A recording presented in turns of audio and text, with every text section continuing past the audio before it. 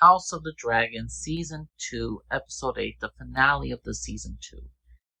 This was a very mixed episode for me. This was, in some cases, very disappointing, in some cases very exciting and greatly acted. Let's start off with one character, Damon Targaryen.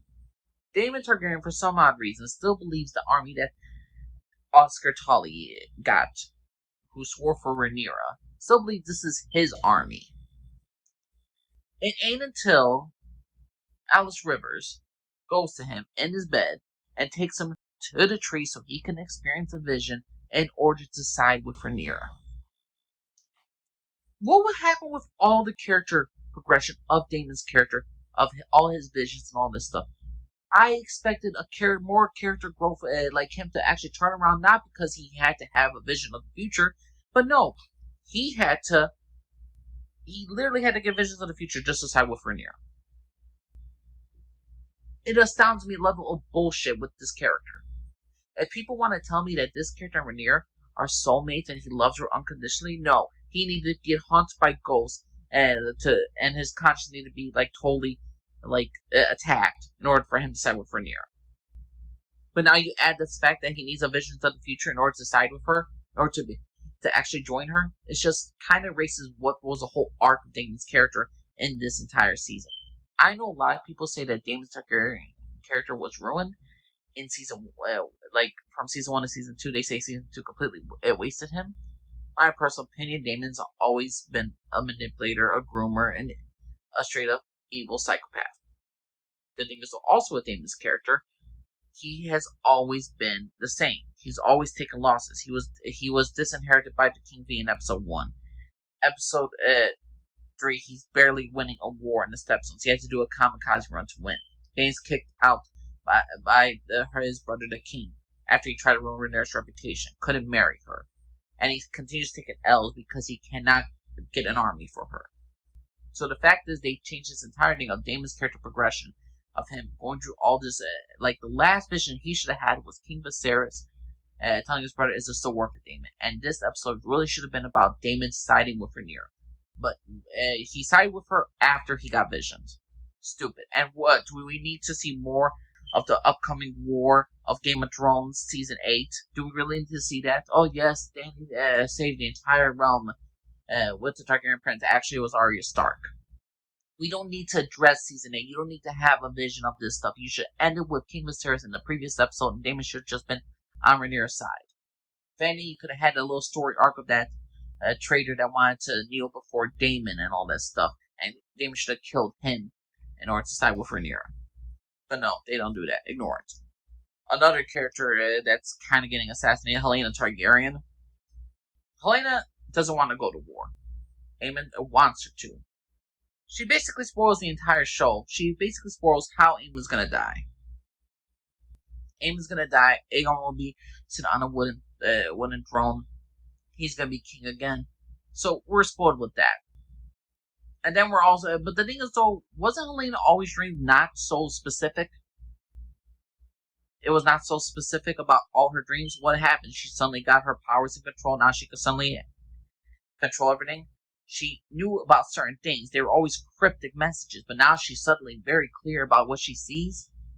Okay, this is Sarah Hesh writing all over again. This is like episode 9 of season 1 of season 1 of House of the Dragon. What the heck is this?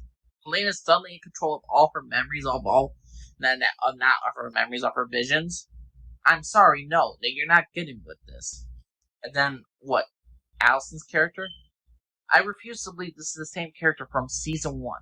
The woman who stood in front of a dragon for her son Aegon. The woman who I went to get a knife to take Lucerys' eye after her son lost an eye. This woman is betraying her sons, her brother, and Kristen Cole, her lover, all to be away from this stuff, to give the throne to Rhaenyra so her daughter and granddaughter could live.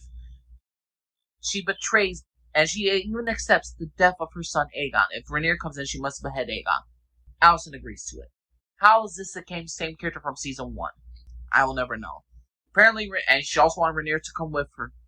So Alison cares more for Rhaenyra than anybody else, more than all her kids and all this stuff.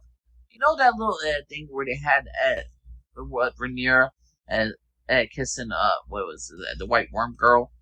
Well, I will not be surprised if Alison and Rhaenyra hook up in next season, because how this is like Rhaenyra just needs Alison, Alison just needs Rhaenyra, because Alison as a character is completely tarnished in this season. It does not feel like the same character. An absolute butchering of the source material. Not source material, but a butchering of the character from season 1. The same character from season 1 is not the same character from season 2. It's a downright travesty what they do with Alison's character. Aemond, he took out another sharp point. He took out another one of Rhaenyra's allies in revenge. He wants Helena to join him in war. She doesn't want to. He realizes he's all alone in a sense. He's basically alone at King's Landing. Aegon, he left with Larys because he knows if Larys made a good point. If Aegon does have Aemond in prison, Aegon still has to battle 6 dragons. So there's no victoriousness. They're gonna go into hiding and escape, and they'll let the blacks and the greens destroy each other. What's left of them. Corlys, a good couple scenes right here with Kristen Cole and Egwene Hightower. The thing is, though, Kristen Cole in this episode, you can see that he still has his love for Alison. He sniffs her handkerchief. That's the only thing of comfort he really basically has. Egwene is pissed off of the revelation that Cole was sleeping with his sister. But the thing is, though, Cole is not afraid to die. He's willing to die in this case, because he's realized that wherever we are, like dragons, there's nothing we can do against dragons. We're going to our end, our annihilation. I enjoyed Kristen Cole as a character. I was enjoying him this entire season. Such a very complex, interesting character.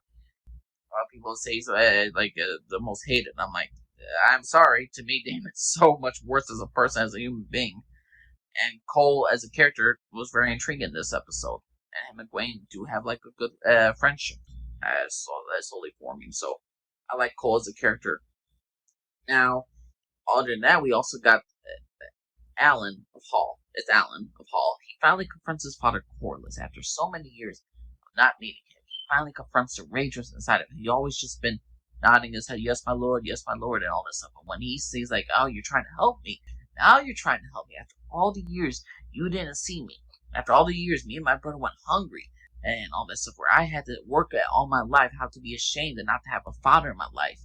I will continue doing what I gotta do because I'm an honorable man, because he made himself an honorable man. This character became one of my favorite characters right now in all of House of the Dragon. Allan of Hall is a badass dude, way better than Corlys Velaryon. I don't care if he sailed everywhere and he explored new areas. Yes, a great man, great riches. Look what you have. You pushed your son into a position where he could not live a happy life. You pushed your daughter in this situation. And oh yeah, he was trying to sold his 14-year-old daughter so he could get some blood on the Iron Throne. His wife is dead. Screw Corlys Velaryon. Don't like this character at all. Allan of Hall, love this character. Speaking of bastards, Jace is dealing with a lot of BS. And Rhaenyra is now starting to wonder about certain characters, especially Ulf. Ulf the idiot, because this guy is even challenging Jace in front of him. He's acting all, and people say like, oh, people are upset with Jace. I've been seeing in the comment section reactors video. Why are you all upset with Jace? This guy's acting like a fool. This guy has no manners, no self-respect, and yet then Jace has to deal with his mother trying to always protect him. So his work is less and less more often because they're all bastards in that thing, and now it makes Jace look less legitimate in so many cases. I enjoy Jace as a character. Jace was a better leader to me in the season than Rhaenyra. Overall, House of the Dragon Season 2, the finale, it leads to all the armies are going up now. We also got the Lannisters with the Triarchy. Apparently, the Lannister got the deal, and he's got the ships coming to take on Corlys' fleet.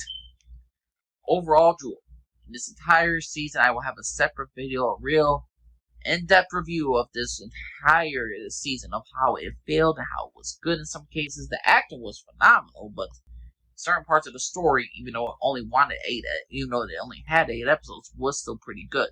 The problem is, though, there's so many flaws and so many changes to not only the source material of the books, but the scenes of the characters are not the same from season 1. It's just utterly like they made Rainier so stupid in this season. They made Alison really ridiculous. The whole white worm kissing Rainier scene, terrible scene. The changing of not having characters like Nettles or Malor was stupid. But yeah, everybody, what y'all think of the House of Dragons season 2 episode 8? What you think of the finale? You think it's better than the season 1 finale? You think this was a great episode? It was a terrible episode? Please let me know what y'all think. Angel Lisa, everybody. Bye.